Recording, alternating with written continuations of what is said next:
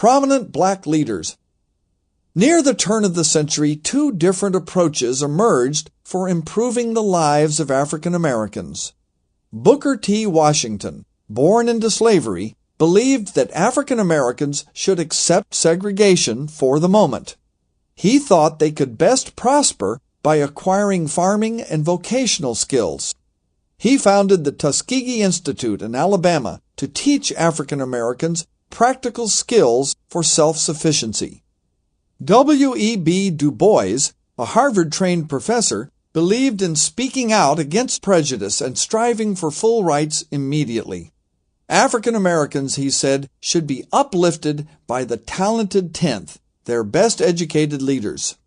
Du Bois launched the Niagara Movement in 1905 to protest discrimination. 4 years later, he helped found an even more influential organization, the National Association for the Advancement of Colored People, or NAACP.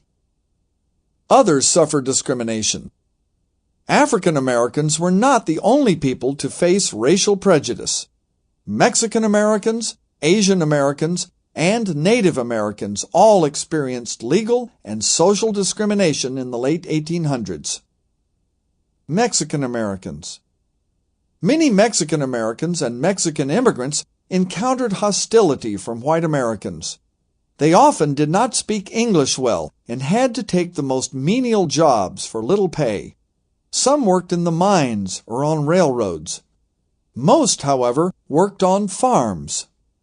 Many Mexican immigrants became trapped in their jobs because of a system brought from Mexico called debt peonage. In this system, workers were tied to their jobs until they could pay off debts they owed their employer. Debt peonage was finally made illegal in 1911.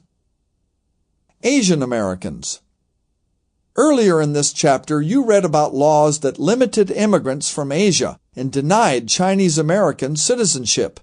But discrimination went further.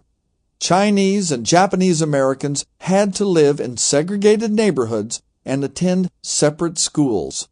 Esther Wong, a Chinese immigrant, noted that only a very few Chinese could find houses in American districts, for most house owners do not want Chinese tenants. Several states also forbade marriage with whites. Native Americans. Native Americans, too, endured injustices, including continuous government efforts to stamp out their traditional ways of life. Children were sometimes sent away from their parents to be Americanized. People living on reservations had few opportunities for economic advancement. Many Native Americans were also excluded from political activity. In a number of states, they were not considered citizens until the passage of the Indian Citizenship Act of 1924.